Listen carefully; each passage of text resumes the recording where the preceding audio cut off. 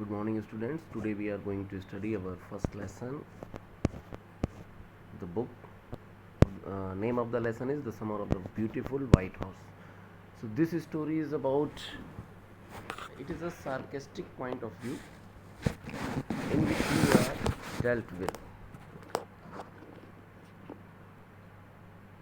you are dealt with, the desires of a boy who belongs to a poor tribe. What was the desire? Desire of riding horse, but they were terribly poor, so they cannot afford a horse. And second thing,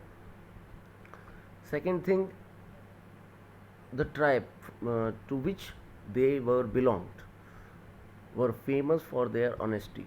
So how they complete their desire, whether they stole the horse, whether they purchase it. So let's go and read the lesson and find out what has happened in this story. One day back there in the good old days when I was 9 and the world was full of every imaginable kind of magnificence, and life was still a delightful and mysterious dream. तो बहुत पहले, जब बहुत पुराने अच्छे दिन हुआ करते थे, जब मोबाइल और ये सब कुछ नहीं होता था, व्हेन आई वाज 9, जब मैं 9 साल का था, and the world was full of every imaginable kind of magnificence. 9 साल का बच्चा बहुत कुछ ऐसा सोचता है जो रियल वर्ल्ड में पॉसिबल नहीं होता है, फिर भी उस समय हम सोचते हैं. Life was still a delightful and mysterious dream. My cousin Mourad, उन्हीं दिनों जब लाइफ बहुत चमकदार और रहस्यमय सपनों से भरी हुई थी, मेरा जो कज़न था Mourad, who was considered crazy by everybody who knew him except me, जो सब कोई उसको ये समझता था कि वो कैसा है, वो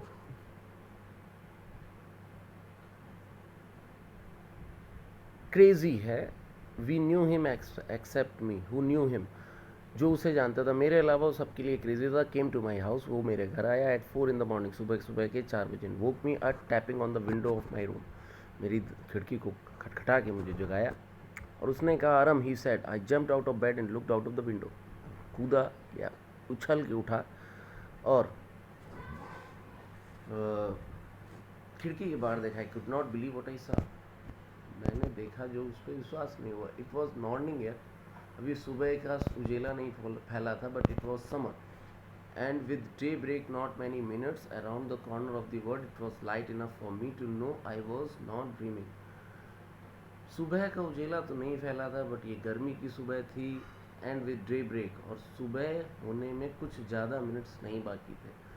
around the corner of the world, संसार के कोने से सूर्य निकलने ही वाला था. इट वॉज लाइट इनफ, इसलिए मेरे पास इतना पर्याप्त उजाला था कि मैं उसको समझ सकूं कि मैं जो देख रहा हूँ सपना नहीं. माई cousin Murad was sitting on a beautiful white horse, मेरा भाई बैठा था एक बढ़िया से सफ़ेद घोड़े पे. I stuck my head out of the window and rubbed my eyes, मैंने अपने आप को बिस्तर से बाहर निकाला, खिड़की के बाहर जाकर आंखें रगड़ी. Yes, he said in Albanian, it is a horse, you are not dreaming, make it quick if you want to ride. उसने कहा कि अगर तुम इस पे, अगर तुमको ये विश्वास हो गया है कि तुम सपना नहीं देख रहे हो, तो जल्दी करो. अगर तुम इस दरवाजे पे इस घोड़े पे सवारी करना चाहते हो. Any my cousin Murad enjoying being alive more than anybody else who had ever fallen into the world by mistakes, but this was more than even I could believe.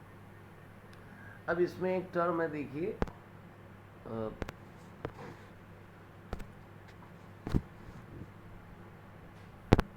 Term क्या है, enjoying being alive, मतलब एक तरह से ये कह सकते हैं कि खुशी होना, खुश रहना. आई knew my cousin Murad enjoying being alive more than anybody else, यानी किसी और से बहुत ज़्यादा वो खुश रहता था. else we had never ever fallen into the world by mistake, जो कि इस संसार में गलती से आता है. But this was more than even I could believe, यानी ये जो मैं देख रहा था ये मेरे विश्वास करने से भी ज़्यादा था. इन द फर्स्ट प्लेस, जो पहली बात मैं ये कहना चाहूँगा, my earliest memories had been memories of horses and my first belongings had been longings to ride. तो यहाँ जो चीज़ दिखाई दे रही थी वो ये थी, मैं आपको बता दूँ, जो ये कहने जा रहा था राइटर, राइटर कहने जा रहा था कि मेरी जो शुरुआती मेमोरी थी वो बनी हुई थी घोड़े पे सवारी करने से। And my first longings had been longings to ride, जो मेरी पहली इच्छाएं थी वो थी घोड़े पे सवारी करना। This was the wonderful part, ये सबसे अच्छा पार्ट था। इन सेकेंड प्लेस जो दूसरी चीज़ थी, वी वर पुअर, हम बुरी तरीके से गरीब थे। This was the part that would not permit me to believe that what I saw. देखिए सीधी बात है कि इतने हम गरीब थे कि ये चीज़ सोच लिए हम जो है अलाउड नहीं थे, यानी कि वी वर पुअर, हम बहुत गरीब थे। वी हैड नो मनी, हमारे पास पैसा नहीं था। Our whole tribe was poverty stricken, हमारी पूरी जो कुनबा था, कस जिसे हम कहेंगे कबीला, बुरी तरीके से पॉवर्टी में घुसा हुआ था। Every branch of the Garoghlanian family was living in the most amazing and comical poverty in the world. हम जो परिवार थे गार्गोलियन फैमिली का, हर एक व्यक्ति मजाकिया रूप की पॉवर्टी, यानी बहुत ज़्यादा गरीब थे, इतने ज़्यादा गरीब कि आप अंदाज़ा नहीं लगा सकते। Nobody could understand where we ever got money enough to keep us with food in our bellies. आज तक हमें ये भी याद नहीं था कि हमारे पास कभी इतना पैसा भी रहा हो कि हमने पेट भर के खाया हो। Not even the old man of the family, जो बड़े लोग होते थे उनके पास भी नहीं रहते थे पैसे। Most important of all though, we were famous for our honesty. दूसरी जो मज़े की बात थी कि हम सब ऑनेस्टी के लिए बहुत फेमस थे। We had been famous for our honesty for something like 11 centuries. 1100 सालों से अपनी ईमानदारी के लिए फेमस थे। Even when we had been the wealthiest family in what we like to think was the world. जब हम अमीर हुआ करते थे तब भी हमारे बारे में लोगों की यही विचार था। वी वर प्राउड फर्स्ट, हम पहले अपने जो भी हम हैं, जैसे भी हम हैं, उस पर गर्व रखते थे। ऑनेस्ट, ईमानदार होते थे दूसरी बार में। And after that we believed in right and wrong. उसके बाद हम सही या गलत को देखते थे। यानी पहले हम अपने अस्तित्व को देखते थे कि वो सही रहे, इसके बाद हम देखते थे कि हम ईमानदार बने रहे, और तीसरी चीज़, इसके बाद हम गलत सही का फैसला करते थे। None of us would take advantage of anybody in the world. आज तक हमने वर्ल्ड में किसी का भी यूज़ नहीं किया। लेट अलोन स्टील, आप चोरी करने की बात तो छोड़ ही दीजिए। ठीक है, ये पैराग्राफ ख़त्म। अब नेक्स्ट पे आते हैं। Consequently,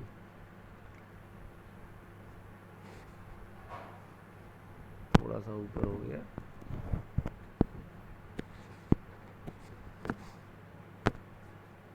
Consequently, even though I could see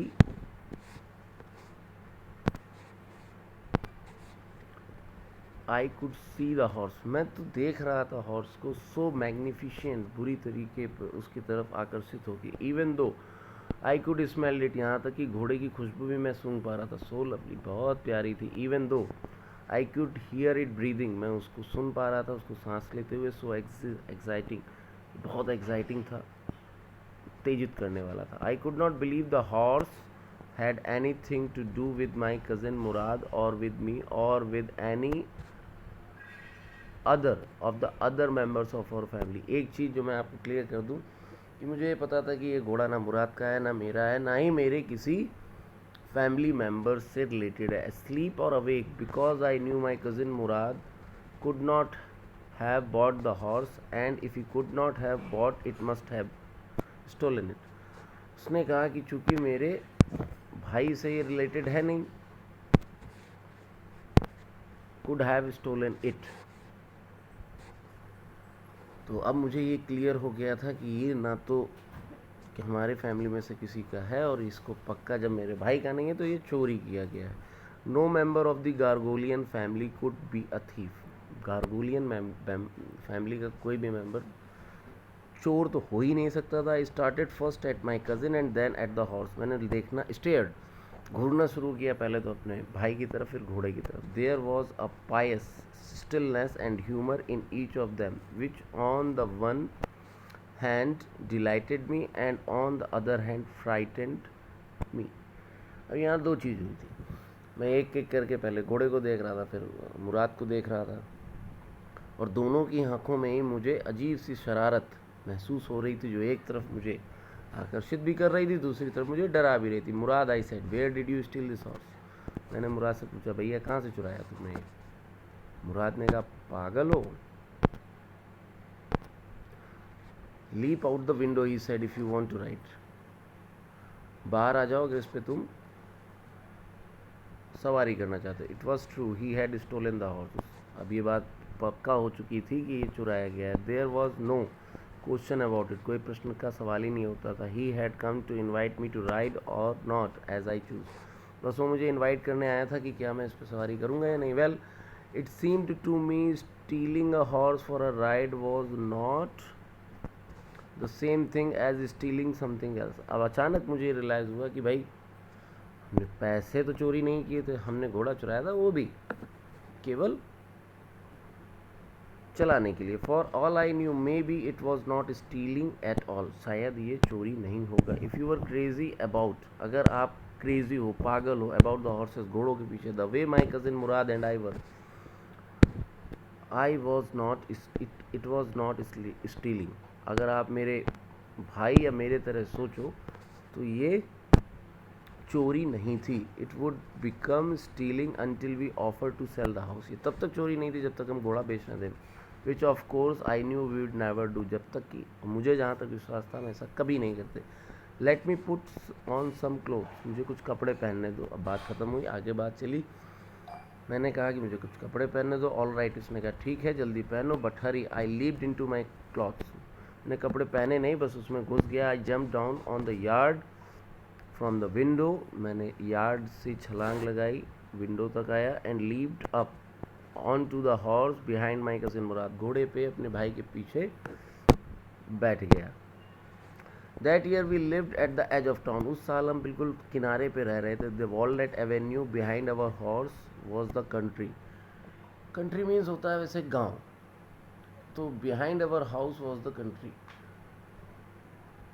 और आगे क्या था, वाइन यार्ड्स यानी कि बेलें थी अंगूर की, orchards, irrigated riches and country roads, ये सब गांव की सड़कें थी, खेत वगैरह थे। In less than 3 minutes we were on olive avenue, हम ऑलिव एवेन्यू में थे 3 मिनट के अंदर अंदर। And then the horse began to trot, घोड़ा हिलाने लगा। The air was new and lovely to breathe, हवा बड़ी महकदार थी, मज़ा आ रहा था सांस लेने में। The feel of the horse running was wonderful, घोड़े के दौड़ने को महसूस करना मज़ेदार था। My cousin who was considered one of the craziest member of our family began to sing, I mean he began to roar, उसने गाना शुरू कर दिया, मतलब दहाड़ने लगा बुरी तरीके से। every family has a crazy streak in it somewhere, हर कोई थोड़ा बहुत पागल था हमारे यहाँ फैमिली में। And my cousin Murad was considered the natural descendant of the crazy streak in our tribe, और जो मेरा भाई था उसको मान लिया गया था उत्तराधिकारी इस सनकपने का। Before him was our uncle Khosrove, उससे पहले जो पागल थे वो अंकल खुसरो थे। An enormous man with a powerful head of black hair and the largest moustache in the San Joaquin Valley, San Joaquin Valley एक जगह का नाम था, यानी कि उनके जो मूछें थी अंकल खुसरो के, वो बहुत बड़ी थी, सबसे बड़ी थी। A man so furious in temper है, वो बिल्कुल फ्यूज़ हो जाते थे जरा जरा सी बात पे। सो इरिटेबल, बहुत इरिटेट रहते थे, खिसिया जाते थे, चिढ़ जाते थे, चिड़चिड़े थे। सो इम्पेशंस, उनको बिल्कुल भी धीरज नहीं था। That he stopped any one from talking by roaring, अगर उनके सामने कोई चिल्ला भी रहा होता था, बोल रहा होता तो वो चिल्ला के उसे चुप करा देते थे। It is not a harm, ये कोई हार्म नहीं है, ठीक है। तो that was all, no matter what anybody happened, that was all, no matter what anybody happened to be talking about. Once it was his own son Arak running 8 blocks to the barber shop where his father was having his moustache trimmed to tell him that their house was on fire. एक बार हमारे चाचा जी जो है मूछें बनवा रहे थे या दाढ़ी बनवा रहे थे, और उसी समय उनका खुद का लड़का दौड़ता हुआ है ये बताने के लिए कि भैया आग लग गई है पापा जी। This man Khosrove set up in the chair and roared, चिल्ला के बोले कुर्सी से खड़े हो गए, इट इज़ नो हार्म, कोई नुकसान वाली बात नहीं, इससे कोई नुकसान नहीं होगा, पे नो अटेंशन टू इट, आग लगने दो बस, ध्यान ना दो उस पर। The barber said but the boy says your house is on fire, so Khusro road enough, it is no harm I say. लेकिन वो जो बार्बर था उसने कहा कि आपका लड़का बोल रहा है आपका घर जल रहा है, बट खुसरो चिल्ला के बोले इसमें कोई भी नुकसान नहीं है। तो आज के लिए बस यहीं, कल हम इससे आगे पढ़ेंगे। Okay, thank you very much.